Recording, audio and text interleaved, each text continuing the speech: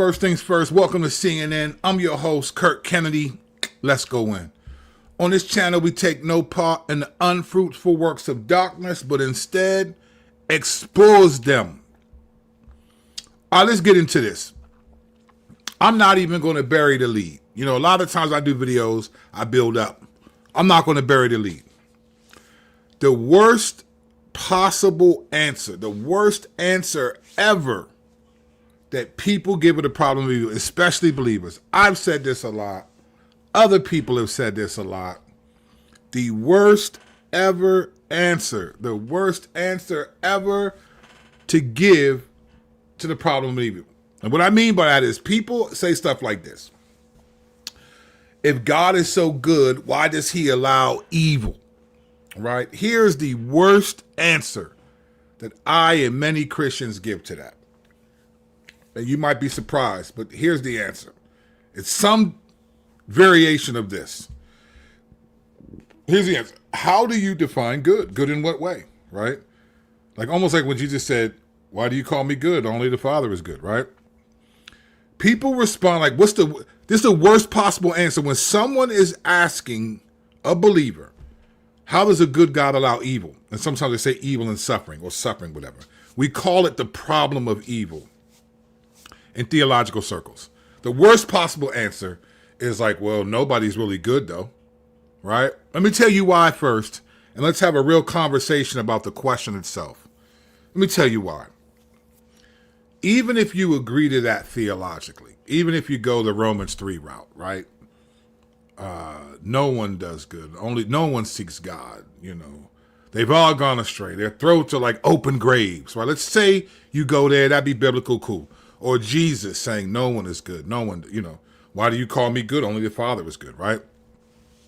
Even if you go that way, when people are asking that question, the vast majority of people that are asking, why does a good God allow evil, are trying to get a real answer. They may really disbelieve. They may not like it, but they're trying to get a real answer. They're trying to understand why.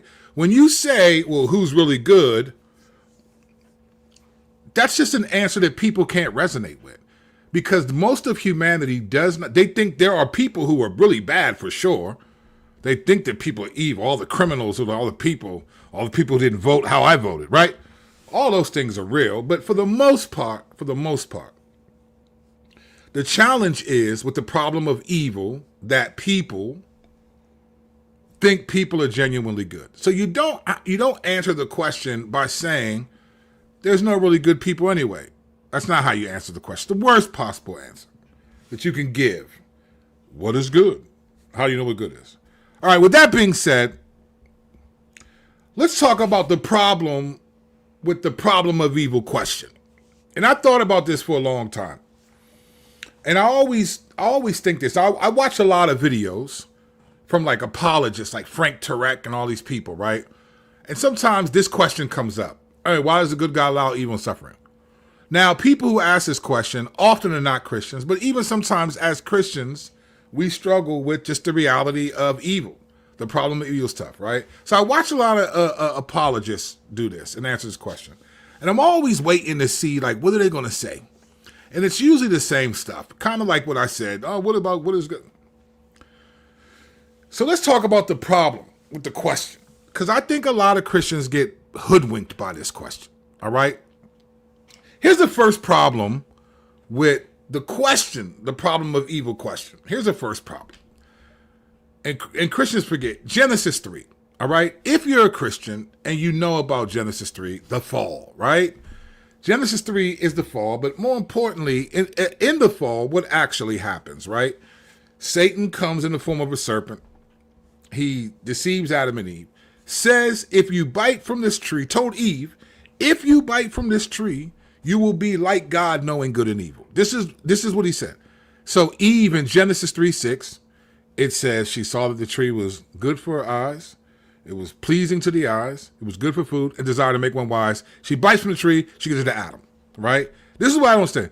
When people say what is sin, people always say it's pride. It's arrogance. No, it's defining good and evil on your own apart from God. This is the foundation of everything, right? This is what Adam and Eve did. This is what Satan tempted her. Satan did not say, aren't you hungry? Doesn't the fruit look incredible?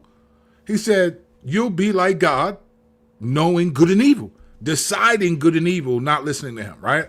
So Genesis 3 means that if it's true that we all inherit these traits from Adam and Eve, then Genesis 3 proves that every person just decided good and evil on their own. Adam and Eve didn't determine what was good and evil together. The only evidence we have of that is that when they saw that they were naked, they made loincloths together. When they heard Jesus coming, or God coming, Jesus was there too. They hid right in the garden, right? That happens. This is the reality, right? The only reason why this happens. Genesis 3 means everyone has an interpretation of good and evil. Now, when they were cursed, God said to Eve, your desire will be for your husband and he will rule over you. So now there's conflict. Your definition of good and evil is going to rival Adam's, and he's going to have to rule over you because you're going to think, man, I'm running this show, right? Which is crazy because that's what she kind of did by taking the fruit and giving it to Adam to eat, right? So Genesis 3 proves everyone inherits good and evil on their own terms, their own definition. That's what sin is. What is sin? I decide good and evil on my own apart from God, right? Which leads to the next problem with the question. So here's the next question. The problem with the question versus Genesis 3, and it leads to this. Evil is subjective. I never see people say, hey, well, what are you calling evil? Like, how are you defining evil? How are you defining evil? Evil is subjective. We may think like, no, everyone thinks there's some, and on some level, there are some things that seem like everyone should agree that's evil. But in many ways, evil is subjective. It's subjective. It's not like we do not all have the same definition of evil, nor do we all have the same definition of suffering. And when I watch people ask this question, well, how could a good God allow evil and suffering? I feel like I don't see believers say, well, what do you mean by evil? And what are you calling suffering? Like, what's suffering that you're talking about? We just answer the question. We go right in theological. Well, no one's good. No one does suffering. God trains us through. So all that stuff. That's not what people are asking. What people are asking is, God is supposed to be good. What would be good to me was that people don't suffer and don't have any evil happen. Right? So if God is good, why do evil things happen, or why does suffering happen? That's what people are saying at the fundamental core. Now, some people are saying it to disprove that Jesus isn't real, all of that. But that's what they're asking. But evil is, so I would want to know two things. First, like, well, what do you mean by evil? And then what do you mean by good people? Like, who's a good person? Like, what are you defining as good people? We never ask people to define their terms. And this is one of the greatest problems with communication today. We just answer without knowing, what do you mean by evil? Evil is subjective. And then what I mean by that is the things that we call evil are only evil when they happen to certain people, right? So let me give you an example, right? It would be evil for people to see an elderly woman walking down the street and someone walk up to her, knock her down, take her money, and then run. We would be like, what in the world, right? But then you find out that that woman had that person locked in a basement for 5 years and tortured them, right? Didn't feed them, beat them, tortured them, and they escaped and found her, and this was some of their revenge, right? You would think it's not evil anymore, right? You would be like, well, I mean, she kind of, like, it's the context matters. So evil is subjective, and there are certain things that we think are evil when they happen. Like when a celebrity has something happen. Like I remember seeing this. I'm not saying everyone thought this, but remember when the California wildfires, remember that? During the California wildfires, there were some people that were glad that celebrities' houses were burning. They felt bad for the people who weren't celebrities, but they were glad. Like, why isn't it suffering to those people? Because they have money, because they're famous, because somehow they got a break in life and they get to be paid to be entertaining. There were people glad that happens. There are people celebrating when things happen to celebrities. That's where the hating comes from. You know what hating comes from? Hating comes from people wrong, like not liking the fact that someone's successful because for no reason at all. So evil is subjective. The things that we say. So when someone says, "Why does God allow evil?" What do you mean by evil? What do you mean by evil? I think we could do a lot of justice by helping people realize, well, so do you think if someone's in prison for a crime and they get out and then something bad happens to them, is that evil? Do you feel like that's evil too? So again, it's subjective, right? It's subjective. Suffering is subjective. It's subjective, right? You go to the military, that basic training is going to be suffering unless you're in immaculate shape. Basic training is a form of suffering. Who wants to get up at 3 a.m. with a 110-pound backpack, holding their rifle and going on a 7-mile run, singing songs back that you didn't, or saying phrases back melodically after the sergeant, "We're marching up the hill, we're marching up the hill to go." Who wants to do that, right?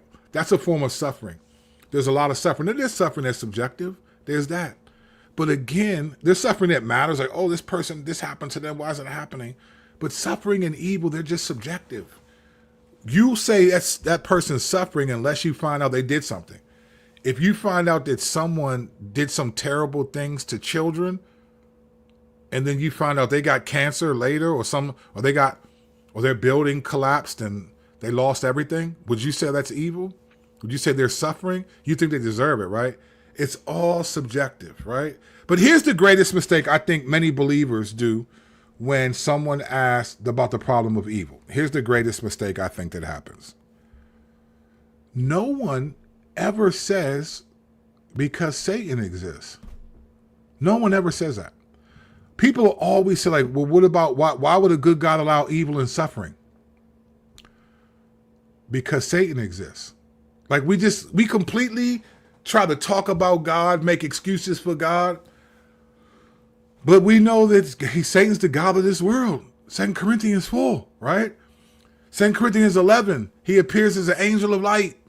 Ephesians 6, you got to dodge his thwarts. We don't wrestle with flesh and blood. 1 Peter 5, right? The devil rolls around like a prowling lion seeking someone to devour. 1 Peter 4, resist the devil, right? Where's the devil in your theology? Like, people will get mad. And the people say, why would a good God allow even suffering? They're acting like there's no opposition. The God is just up there like, no, for whatever reason. Now, if you want to say, why did God allow the devil to do these things? That's a different. Why would God allow evil? It's like, well, God isn't. The devil is allowed. He has jurisdiction in this world to cause evil because he's evil. And I feel like Christians let the devil off the hook a lot. Like, we just let the devil off the hook. Like, we just act like we need to talk about God and try to give them God's sovereignty in all these different ways. Like, why does the good God allow evil suffer? Well, the devil does that. The devil's responsible for evil. God doesn't always stop him, and that's a different conversation. But the devil's responsible for evil. We just take him out of the picture. I remember this movie called Usual Suspects says the greatest trick the devil ever pulled was convincing the world he doesn't exist. The world knows he exists. There's a lot of people that worship the devil. The cult, all that stuff, they know he exists. The devil, you can't tell people that the devil doesn't exist. That's not the greatest trick he pulled. The greatest trick he pulled is thinking that he's not behind a lot of evil that happens. That God is the one, because God is the all-powerful. God allows Satan to exist and have jurisdiction.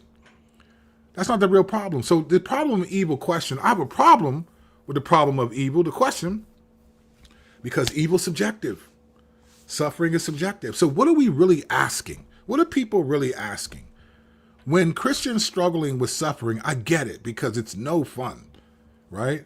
But what are we really asking? I've never heard a Christian genuinely, now there may be a moment of like real clarity, but I've never seen anyone walk away from the faith because Jesus suffered on their behalf. Never. I've never seen a Christian say, I just can't do this, man. I can't believe that God allowed his son to suffer for the forgiveness of my sins. I can't do it. I can't. I just don't want to follow a God who would allow my sins to be forgiven and Jesus being suffered. I've never seen it. I've never heard it. I'm sure that someone has said it. I'm sure they have. And they may have meant it. But most times people are offended at their own suffering, but never the suffering of Jesus. Suffering of Jesus. So what's really going on? What people should really ask is this. Here's the real question. Why do the things that I don't like to happen to people that I don't think they should happen to? It's not about the problem of evil and suffering. It's subjective. It's why do the things that I don't like to happen or I don't want to happen to people that I don't think they should happen to? That's the real question. And it'd be great if we said, hey, well, how are you defining evil? What's a good person and name that to happen to them? And then say, so if that good person you just named, if they had done this, this, and this, would you still feel that way? And people might say, well, yeah, because they're trying to prove a point. But the reality is, listen, when we talk about the problem of evil, it's usually evil. We're defining what good people are. We think this is what a good person is, and this is what shouldn't happen to them, and why does God let that happen?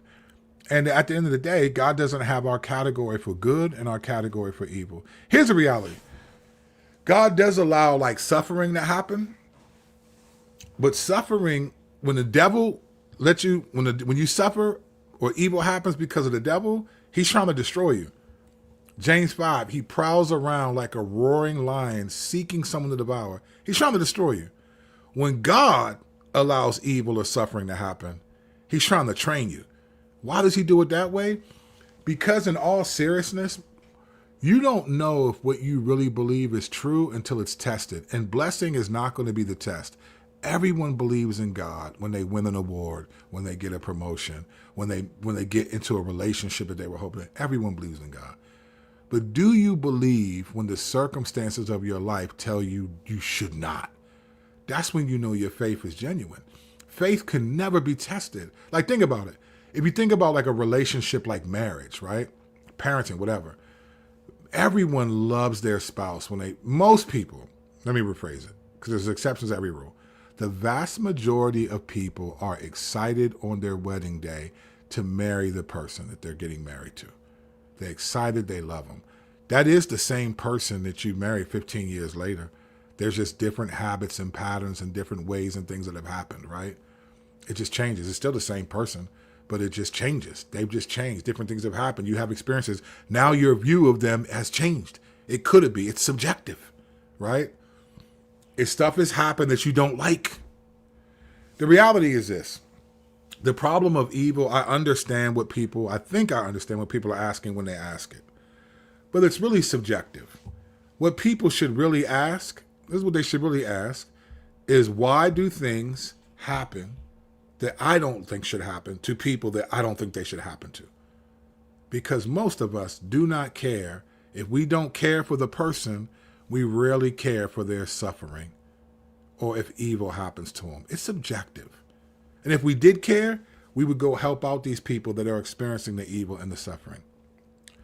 But what do I know? Day 28 out of 100. Like and subscribe to the channel. See you in the next video. What do I know for real? I don't know anything.